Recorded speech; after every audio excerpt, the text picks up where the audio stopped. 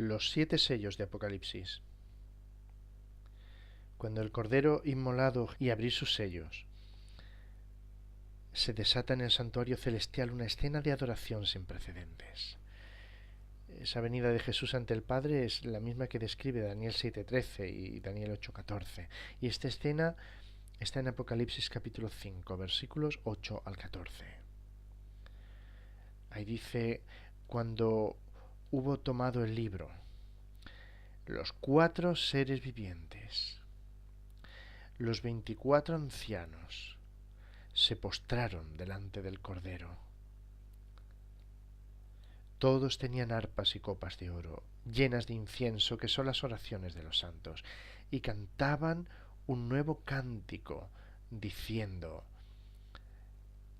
digno eres de tomar el libro y de abrir sus sellos, porque tú fuiste inmolado y con tu sangre nos has redimido para Dios de todo linaje y lengua y pueblo y nación, y nos has hecho para nuestro Dios reyes, sacerdotes, y reinaremos sobre la tierra.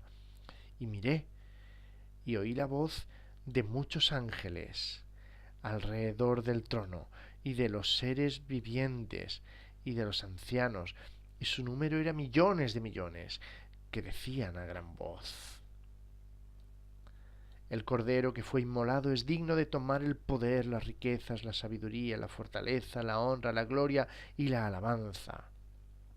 Y a todo lo creado que está en el cielo y sobre la tierra y debajo de la tierra y en el mar, y a todas las cosas que en ellos hay, oí decir: al que está sentado en el trono y al Cordero sea la alabanza, la honra, la gloria y el poder por los siglos de los siglos. Y los 24 ancianos, seres vivientes, decían amén, y los 24 ancianos se postraron sobre sus rostros y adoraron al que vive por los siglos de los siglos. Aquí tenemos una escena impresionante de adoración. Por 4 veces aparece el acto mismo de la adoración. La primera vez, 4 seres vivientes, 24 ancianos que se postran, que cantan acerca de la dignidad de Jesús y por lo cual puede abrir el libro y sus sellos, porque fue inmolado, porque con su sangre nos ha redimido, nos ha ensalzado. Y después vinieron muchos ángeles y elevaban la voz con los seres vivientes y con los ancianos, y otra vez recordando que Jesús fue inmolado, lo entienden digno de tomar el poder, riqueza, sabiduría, fortaleza. Y de nuevo toda la creación decía: al Cordero y al que está en el trono sea la alabanza, la gloria y el poder. Y de nuevo los 4 seres vivientes y los 24 ancianos se postraban y adoraban. Esa adoración tiene como motivo el que Jesús venció como Cordero inmolado. Contemplando en la encarnación y en los sufrimientos de Cristo, cosas en las cuales anhelan mirar los ángeles, con todas sus maravillosas consecuencias para nosotros, provocábase en el cielo una escena de adoración sin parangón. Esa misma contemplación inspiró un maravilloso texto del apóstol Pablo en Filipenses capítulo 2, versículos 5 al 11. Es un texto en el que vale la pena detenernos un momento, pero vamos a recuperar el subrayador con un buen color.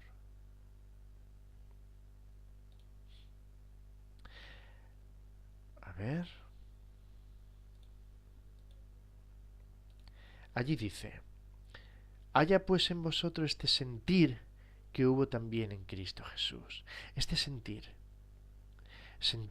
de la palabra griega froneo, que significa mucho más que sentir. Significa la mentalidad, significa los pensamientos, las aspiraciones, los planteamientos,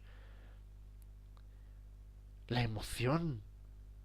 Es algo así como decir tener la misma mentalidad y la misma predisposición que tenía Jesús, el cual, siendo en forma de Dios, no estimó el ser igual a Dios como cosa que aferrarse, sino que se despojó a sí mismo tomando forma de siervo, el cual, siendo en forma de Dios, forma del griego morfé. Muy interesante.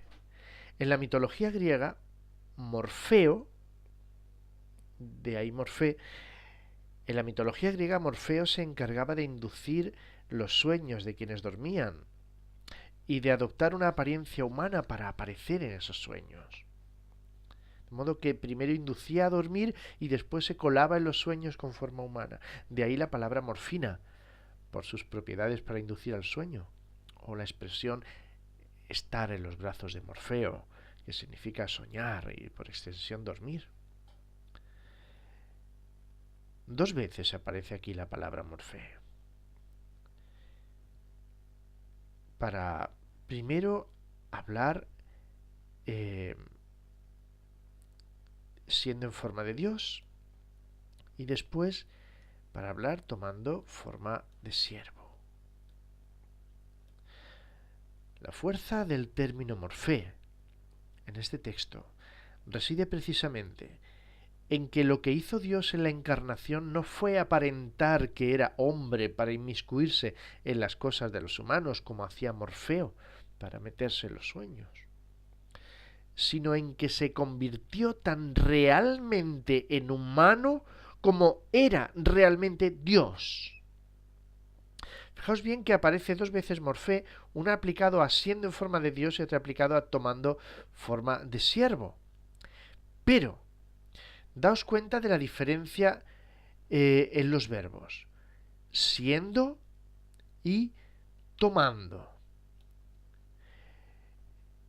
Siendo en forma de Dios indica la natural manera de existir de Jesús antes de la encarnación.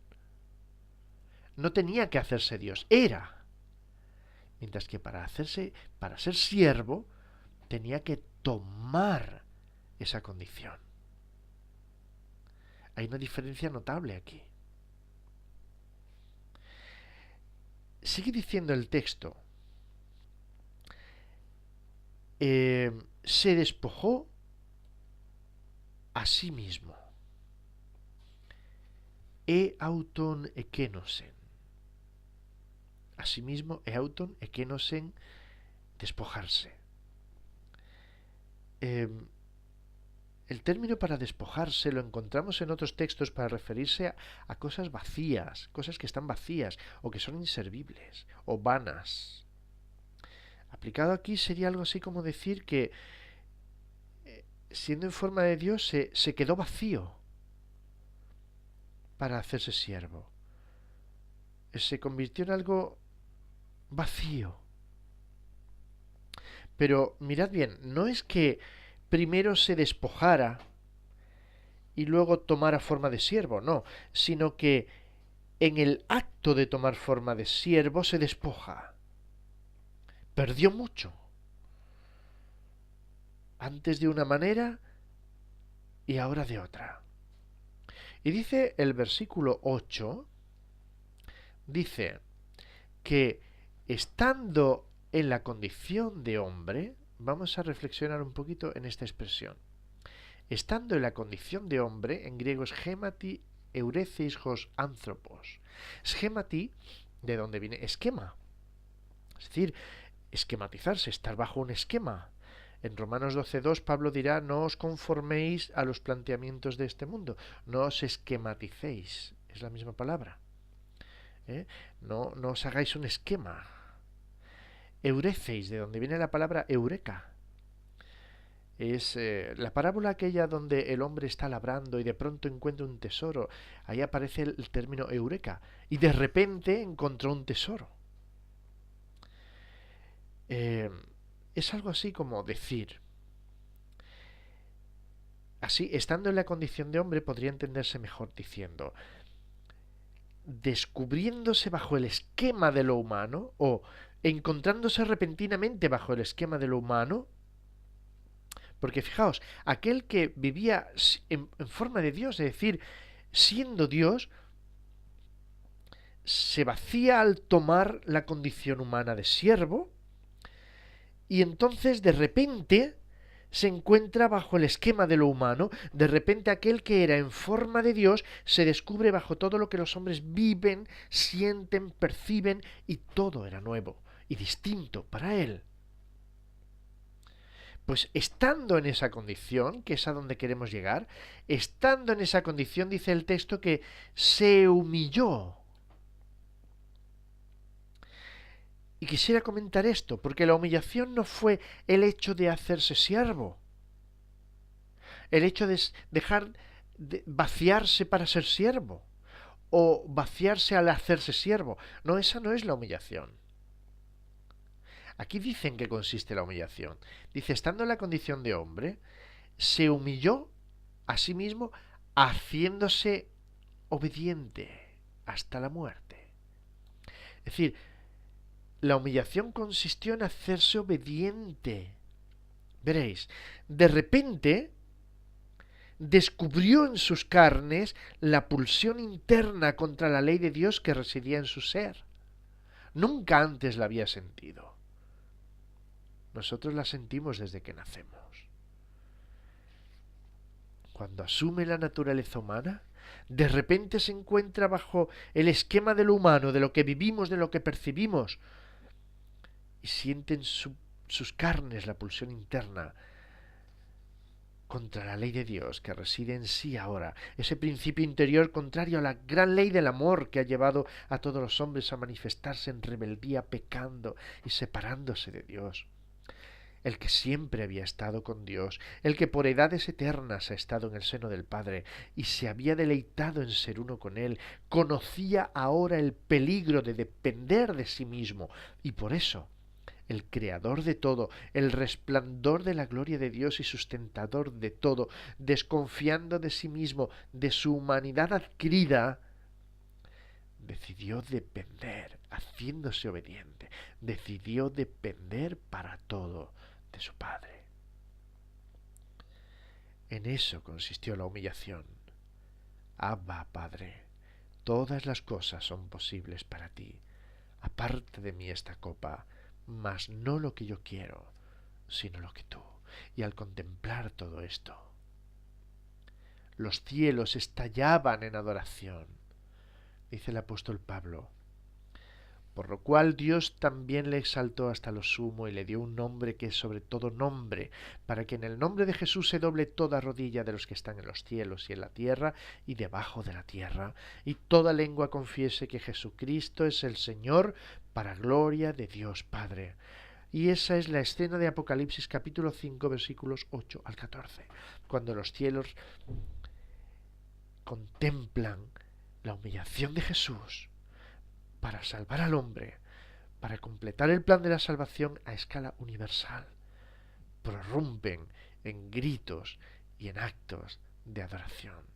Así sea también en nuestra propia vida.